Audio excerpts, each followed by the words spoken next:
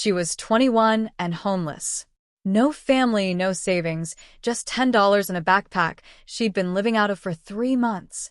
And with that $10, she bought an abandoned ranger station deep in the mountains of Idaho, in a wilderness so remote that the nearest paved road was 14 miles away. The Forest Service said it was unsafe. The county said it had been condemned for decades. But what nobody knew was that locked inside that old ranger cabin in a sealed metal cabinet that hadn't been touched in over 50 years was something that would change her life forever. Before we continue, if stories like this mean something to you, hit subscribe. And tell us in the comments where you're watching from. We love seeing how far these stories travel. Sage Marlowe was the kind of person who looked at a map and saw a place to go. Most people look at maps and see roads, distances, the practical question of how to get from point A to point B. But Sage had always seen something else. She saw the spaces between the roads, the blank patches where nothing was marked, the thin contour lines that meant elevation, mountains, ridges, places where you could stand and see for 50 miles in every direction without seeing another human being. She had been like that since she was 8 years old. Her mother, a woman named Sylvia who worked as a bookkeeper at a feed store outside of Spokane, used to find her sitting on the kitchen floor with the road atlas open in her lap, tracing the green spaces with her finger. National forests, wilderness areas, state parks, the places that didn't belong to anybody. Sylvia would ask what she was doing, and Sage would say, "Looking at where I'm going to live someday." Sylvia would smile and shake her head and go back to whatever she was doing. She thought it was a phase. It wasn't a phase. Sage's father had left when she was 4. She didn't remember him. Her mother raised her alone in a small ranch house on a quiet street in a suburb where nothing ever happened, which was the kind of place Sylvia preferred, and the kind of place Sage couldn't wait to leave. Sage was good in school, but bored. She liked books about expeditions and survival and people who built cabins in the woods. She read every Jack London story by the time she was 12. She had a copy of Walden in her backpack at all times in high school, though she never actually finished it because she found Thoreau a little too pleased with himself. She started camping alone at 14, taking the bus to the trailhead with her gear in a borrowed backpack and walking into the mountains for 3 days at a time. Her mother didn't approve, but her mother also didn't know how to stop her. Sage was the kind of kid who decided things and then did them, and arguing with her was like arguing with weather. By the time she was 17, she had hiked over 800 miles of trail in Washington and Idaho, mostly alone, mostly off-trail. She knew how to read a topographic map. She knew how to filter water. She knew how to identify edible plants. She knew how to start a fire in the rain. Her mother died when Sage was 19. Pancreatic cancer. 6 weeks from diagnosis to funeral. Sage was the only family Sylvia had, and Sylvia was the only family Sage had. And after the funeral, there was nothing left to hold either of them in place. The ranch house was rented. The car had been repossessed during the medical leave. The savings, what little there had been, was gone. Sage packed everything she owned into her backpack and her mother's old wool sleeping bag and walked out of the house for the last time on a cold morning in March. She had $400 to her name. She didn't know what she was going to do, but she knew it would involve mountains. It always did. For a while, she worked seasonal jobs. She picked apples in Wenatchee. She worked at a backpacker hostel in Seattle, washing dishes and cleaning bunks in exchange for a bed. She did trail maintenance for the Forest Service for a summer in the Cascades, which was the closest thing to heaven she had ever experienced. Long days in the mountains swinging a Pulaski axe, building water bars on muddy trails, sleeping in a tent at a base camp 3 miles from the nearest road. The pay was $11 an hour, and she would have done it for free. But the seasonal work ended when the seasons changed. By the time she was 21, she had been couch surfing and bus riding and hostel bed rotating for almost 2 years, and she was tired of being in transit. She wanted somewhere to put her bag down, not somewhere to live in the way most people meant the word.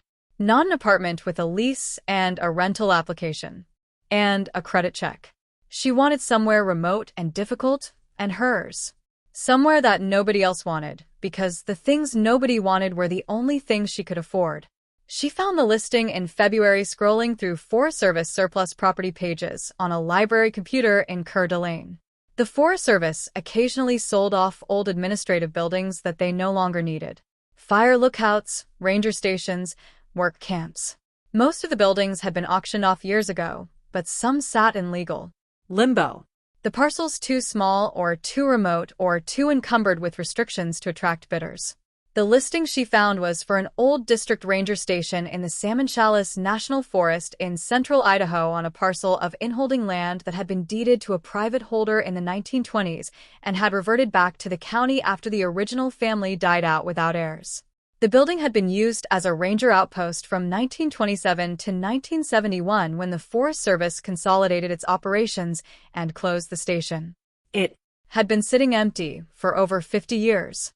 The county had been trying to sell it at tax auction with no success since 2008. The current asking price was $10. The catch, and there was always a catch, was the access. The ranger station was 14 miles from the nearest paved road. 8 of those miles were on a Forest Service road that was closed to vehicles from October to June due to snow. The remaining 6 miles were on a foot trail that climbed over a 7,200-foot pass. There was no electricity, no running water, no septic, no phone service. The nearest town was Stanley, population 116, an hour from the trailhead. Sage looked at the listing on the library computer for a long time. Then she looked at the topographic map of the area. She found the parcel on the map, a small blue square in the middle of a sea of green and brown contour lines. She traced the trails that led to it. She measured the distances. She calculated elevation gain. She looked at where the creeks ran, where the ridges formed natural windbreaks, where the south-facing slopes would catch the most sun. Then she opened a new tab and looked up bus schedules from Coeur d'Alene to Stanley. 2 weeks later, she was standing at the trailhead with her backpack on her shoulders and 22 pounds of supplies looking up at a snow-streaked granite ridge that she would have to cross to get to her new home. The road in had been technically closed for the season, but a Forest Service ranger she'd met at the trailhead had told her the snow was melting fast and the south-facing trail to the pass was probably clear if she was careful. He had not told her not to go. He had looked at her gear and her boots and the easy way she shouldered the pack and decided she knew what she was doing. He was right. She made the crossing in 2 days. The first day, she covered the 8 miles of forest road hiking with her pack at a steady 1.5 miles per hour pace, the way she had learned from trail crew work. The road climbed gradually, switchbacking through stands of lodgepole pine and aspen, crossing 2 creeks on simple log bridges. At the bridges, she stopped to filter water and rest her shoulders. She passed a Forest Service work site that had been closed for the season, the equipment locked in a small shed. She passed an old burn from a fire decades earlier, the dead trees standing silver gray against the fresh green of new growth coming up around their bases. She camped that night at the base of the pass in a small flat clearing beside a frozen creek, eating a cold dinner and cheese and watching the stars come out one by one above the ridge. It was cold, below freezing by midnight. But Sage was used to cold. She wore her thermal underwear inside her sleeping bag and put her water bottle inside the bag with her so it wouldn't freeze, and slept a deep, heavy sleep of someone whose body had been working all day. When she woke up at dawn, frost was thick on the outside of her sleeping bag and her breath made clouds in the cold air, and the eastern sky was the color of pale rose behind the dark teeth of the granite ridge above her. The second day, she climbed the trail to the pass. The trail was steep, switchbacking up a north-facing slope that still held patches of late-season snow in the shaded sections. She kicked steps where she had to. She used her trekking poles for balance. She stopped twice to drink water and once to eat a granola bar. The pass was at 7,200 feet, a narrow gap between 2 granite peaks where the wind always blew. And when she reached it, she stood for a moment in the wind and looked back the way she had come and forward the way she was going. And she saw nothing but mountains in either direction. No roads, no buildings, no power lines, just rock and snow and sky. Then she descended through a long valley of lodgepole pine and aspen. The aspens were just starting to leaf out. The new leaves, the brilliant pale green that aspens get in spring, like 1,000 small lanterns held up against the dark green of the conifers. The trail was easier here. the slope gentler, the footing dry. She made good time. By mid-afternoon, she was walking through subalpine meadows where the snow had melted and the first wildflowers of the season were appearing. Glacier lilies, spring beauties, pasque flowers in their fuzzy purple-gray clusters. She arrived at the ranger station just before sunset. The cabin sat in a small clearing on a flat shelf of land above a creek. It was built of dark-stained logs, single-story with a steep green metal roof designed to shed snow. A small covered porch fronted the south side. A stone chimney rose from the west wall. 3 windows on the front, 2 on each side. A simple wooden door painted faded brown with a small carved wooden sign above it. The lettering on the sign was too weathered to read. Behind the cabin, partially visible through the trees, was a tall wooden fire lookout tower, leaning slightly but still standing. About 60 foot tall, with a small enclosed cab at the top and a switchback ladder running up the side. The tower had been part of the same complex used by the ranger to spot fires in the surrounding wilderness. It had been decommissioned in the 1960s, when aerial surveillance replaced ground-based lookouts. Sage stood at the edge of the clearing and just looked. The light was the color of late copper. The lodgepole pines around the clearing stood tall and straight, their lower trunks bare for the first 20 feet the way lodgepoles always grew, reaching for the sun. A cold breeze came down off the ridge and made the tops of the trees move slowly in unison. A long, slow wave that traveled the length of the clearing and disappeared into the forest beyond. Somewhere in the distance, a raven called. The sound carried impossibly far in the thin mountain air. This was it. This was the place she had been looking at on maps for 13 years. Sage walked to the cabin door. The porch boards creaked under her boots. She tried the door handle. It was locked, but the lock was old, and the wood around it was soft. And when she put her shoulder against the door and pushed firmly, the latch gave with a small splintering sound, and the door swung inward. Inside was a single large room. The floor was rough-cut pine planks, dark with age, but solid. The walls were the same dark logs as the exterior, the chinking between them mostly intact. Only a few gaps near the corners where the daubing had crumbled. The ceiling was open to the rafters with a loft area at one end accessible by a ladder. A stone fireplace dominated the west wall, its mantel rough-cut from a single piece of timber. The hearth made of flat creek stones fitted together. Besides the fireplace stood an old wood cookstove. Cast iron, surface rusted, but the firebox intact. Furniture had been left behind. A heavy wooden table in the center of the room with 2 chairs. A simple cot frame against the back wall. A bookshelf along the east wall. Empty now, but still standing. A small writing desk under one of the front windows. A coat rack by the door with 3 iron hooks. Everything was covered in dust. Everything looked exactly as it had when the last ranger walked out in 1971. In the corner of the room, beside the bookshelf, stood a metal cabinet. It was the kind of cabinet the Forest Service used to issue to its district stations. Gray steel, 4 foot tall, 2 doors with a built-in lock.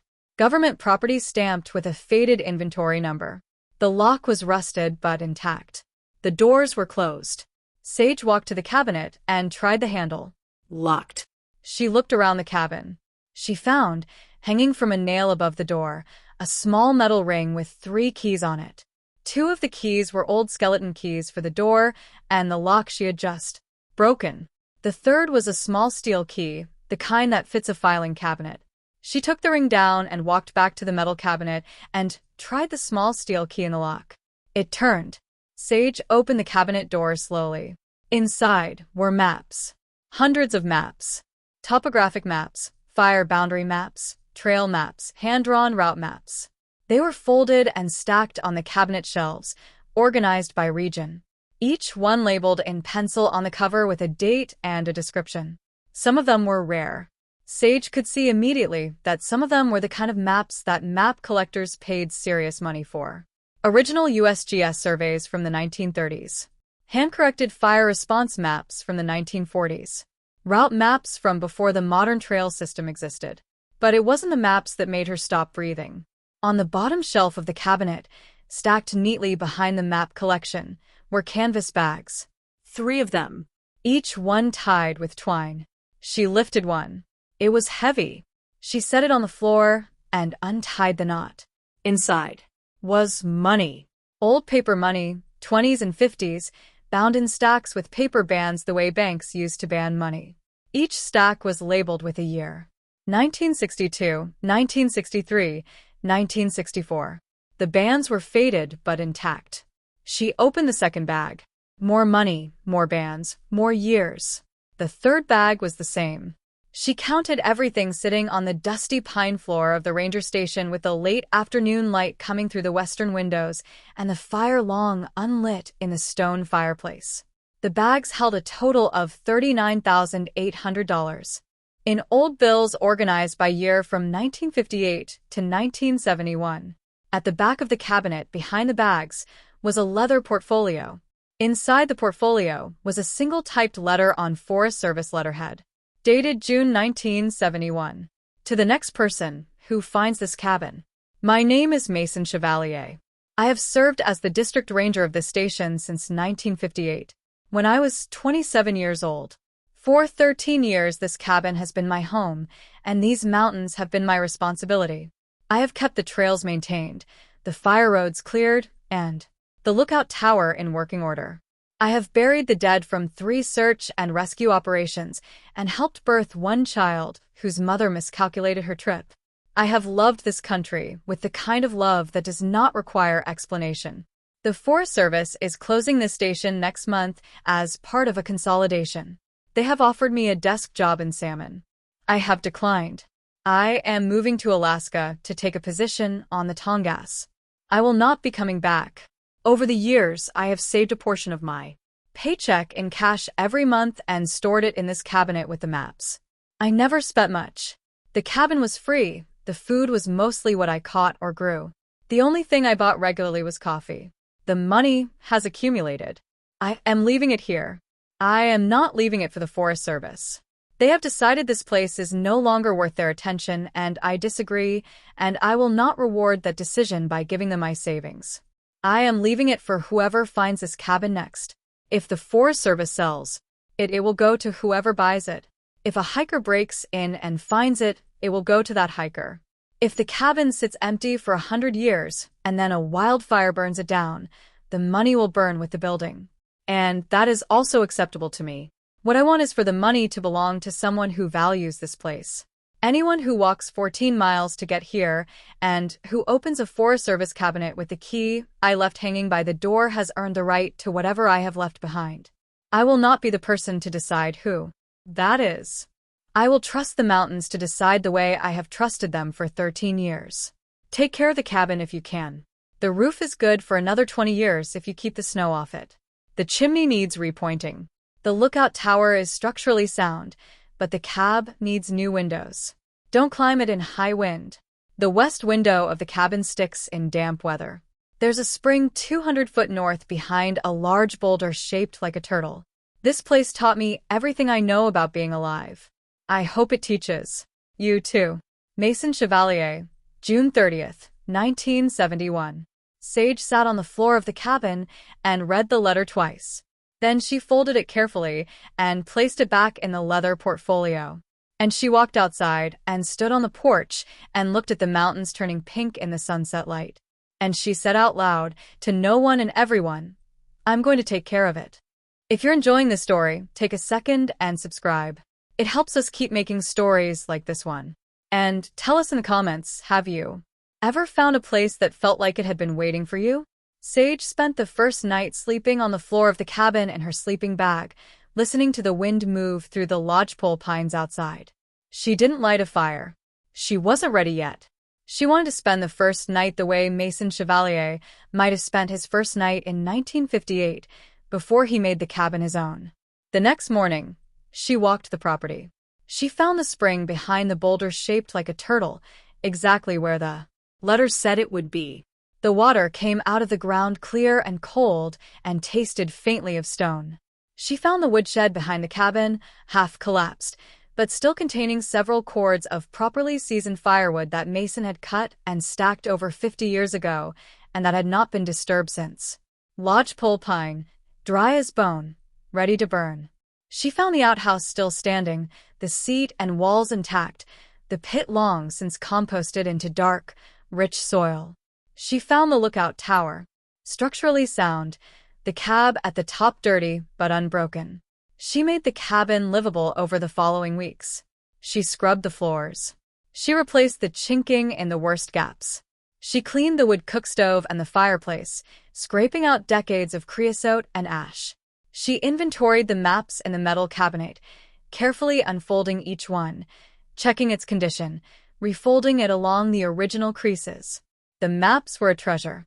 She would later sell a few of them through a map dealer in Boise who specialized in vintage USGS surveys, raising $11,000 from just 6 maps, which was money she had not even counted in her original total. She walked the 8 miles to the road and the 6 miles back, loaded with supplies, every 2 weeks for the first 3 months. The supply runs became a kind of ritual. She would leave the cabin at dawn, walk the 6 miles down the trail to the forest road, then the 8 miles down the road to the trailhead where she had stashed her bicycle locked to a tree. She would ride the bike the last few miles to the parking area where a shuttle van made a once-a-week stop in summer, and she would catch the shuttle into Stanley, do her shopping, eat a hot meal at the diner, and catch the shuttle back. Then, she would ride the bike back to the trailhead, lock it again, and walk the 14 miles uphill carrying everything she had bought. Each trip taught her something. She learned what she actually needed, which was less than she had thought. Salt, coffee, flour, beans, rice, dried fruit, cooking oil, soap, toothpaste, batteries for the headlamp, books from the small bookstore in Stanley, which had a free trade box on the front porch where you could swap one paperback for another, newspapers a few weeks old that the diner gave her for free. The owner of the diner, a woman named Phyllis who ran the place by herself and remembered everyone who ate there more than once, started saving the local paper for Sage. By the 3rd visit, Phyllis was making her favorite, a cheeseburger and fries with a chocolate milkshake, without being asked. She brought up a sleeping pad for the cot, a new mattress rolled and strapped to her pack frame that took her 2 days to carry in. She had to camp halfway because she couldn't make the full distance with that much weight on her back, and even then, when she finally arrived at the cabin and dropped the mattress on the cot frame, her shoulders ached for a week. A small solar panel and battery system she carried in over 3 trips, a propane camp stove for warm weather cooking, books. Always books. She built a small library on the bookshelf along the east wall, filling it with field guides and history books and novels and the wilderness writings of every author she could find. Olaus Murie, Sigurd Olson, Edward Abbey, Mary Austin, Aldo Leopold, Annie Dillard, Barry Lopez. By the end of the first year, she had over 200 books on the shelf, every one of them carried in on her back. She fixed the chimney by repointing the mortar with a bucket of cement she carried in from town in 2 trips, mixing the cement in an old metal bucket with creek water. She replaced the broken porch boards with new lumber she split from a fallen lodgepole using a wedge and a maul. The rough split planks, rougher than store-bought lumber but sound and solid, and matching the rest of the cabin in a way that store-bought boards would not have. She repaired the woodshed roof with cedar shakes she split by hand from a fallen tree she found half a mile down the trail. She cleaned the lookout tower windows and climbed to the cab one clear afternoon and stood inside the small enclosed space at the top and looked out at a view that stretched for over 80 miles in every direction. A view of mountains and forests and rivers and meadows that contained, as far as she could see, no other human structures of any kind. Just wilderness. Just the world as it had been for 10,000 years before anyone built anything in it. The first time she climbed the lookout tower, she stood in the cab for almost an hour without moving. Then she started crying, which was something she rarely did. She cried not because she was sad, but because she had spent her entire life looking at maps and dreaming of standing exactly where she was now standing, and she had not believed, until she got there, that the dream could actually be real. The world had not given her many things in 21 years, but it had given her this, and this was enough. This was more than enough. She started keeping a journal. She had never been a writer, but the cabin seemed to want one, the way some places want certain things from the people who live in them. She wrote about the weather, the wildlife, the changes in the light. She wrote about a black bear that came through the clearing in May, looking for early spring shoots, ignoring her completely as she watched from the porch. She wrote about a great gray owl that began roosting in a tree near the cabin, hunting voles in the meadow at dusk. She wrote about the way the lodgepole pines smelled in the morning when the sun first hit their bark and released the resin into the air. By the 4th month, the cabin was a home in every sense that mattered. Food in the cupboards, a fire in the stove, books on the shelves, boots by the door, maps on the table. Sage had developed a routine that fit the place. Early mornings doing chores around the cabin, mid-mornings either hiking or working on a project, afternoons reading or writing in her journal, evenings cooking on the cook stove and watching the light change through the windows. She slept hard at night, the way you sleep when you've been physical all day and there's no electricity to keep you awake past sundown. She didn't see another person for 47 days at one point, not because she was hiding, but because nobody came up that way. The cabin was so remote that it didn't appear on any modern hiking map. The trail was used maybe 4 or 5 times a season by experienced backcountry travelers who had heard of the place from old guidebooks. Those who came usually came alone and didn't stay long. Sage met a few of them over the course of her first year. A retired biology professor from Bozeman doing a survey of subalpine fungi, a solo-through hiker on a self-designed route from Yellowstone to the Sawtooths, a pair of young men who had inherited an old map from their grandfather and were retracing his 1962 elk hunting route. She always offered them coffee. She always let them sit on the porch and look at the lookout tower and the meadow. Most of them stayed an hour or two and then walked on. Some of them asked how she had ended up there, and she would tell them the short version of the story. Her mother dying, the listing on the Forest Service page, the $10, the walk-in over the pass. They would listen with a kind of intent attention that backcountry travelers give to stories that explain things they themselves are still trying to figure out. One evening in late September, Sage sat on the porch of the cabin and watched the sunset over the western ridge. The aspens in the meadow had turned gold. The lodgepoles stood dark green against the pale autumn sky. The first dusting of snow had appeared on the highest peaks the night before, and the air had the smell of cold coming, the smell that means winter is no longer a future event, but a present arrival. She thought about Mason Chevalier, the district ranger who had served the station for 13 years and then left for Alaska in 1971 with his savings still locked in a metal cabinet in the corner of the cabin, a man who had loved this country with the kind of love that does not require explanation, and who had trusted the mountains to decide who would come next. He had been right to trust them. The mountains had brought her here. Through 13 years of looking at maps, 2 years of seasonal work, 6 months of bus stations and library computers, 2 days of carrying a 50-pounds pack over a 7,200-foot pass, the mountains had decided. They had decided to send her.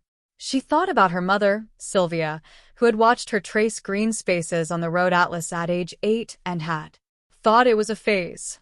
Sylvia would have understood in the end. Maybe she always had. Maybe she had known what kind of person Sage was going to be from the beginning, and had simply hoped that the world would be gentler with her than it usually is with people who don't fit. The world had not been gentle, but that didn't matter because Sage hadn't needed gentle. She had needed remote. She had needed difficult. She had needed a place that other people had given up on, because giving up was a privilege of people who had options. And Sage had never had options. And so she had learned to want what other people threw away. That was the real gift Mason Chevalier had left her. Not the money, though the money was real. Not the maps, though the maps were beautiful. The real gift was the cabin itself, the proof that someone, decades before she was born, had loved this exact place and trusted it to outlive him. The proof that she was not the first person to walk into a wilderness and decide to stay. The proof that the want she had carried inside her since she was 8 years old was not a phase, was not a fantasy, was not something she would grow out of. It was a real thing, a thing other people had felt before her, and the mountains had been holding space for it the whole time. That's the truth about the places that pull at us. They are not random. They are not coincidence. They are the slow accumulation of every decision other people have made before us. Decisions to love a place, to protect it, to leave it standing for someone else. The cabin was not Sage's because she had paid for it. It was Sage's because Mason had paid for it first with 13 years of his life and had trusted the mountains to decide who came next. The mountains had decided. Sage Marlowe was 21 years old and homeless. She had $10 to her name, and she spent it on a ranger station 14 miles from the nearest road in the mountains of central Idaho. It was the best $10 she ever spent. If this story moved you, subscribe to the channel and share it with someone who needs to hear it. And tell us in the comments, what's a place that has been pulling at you? We'd love to hear your story. See you in the next one.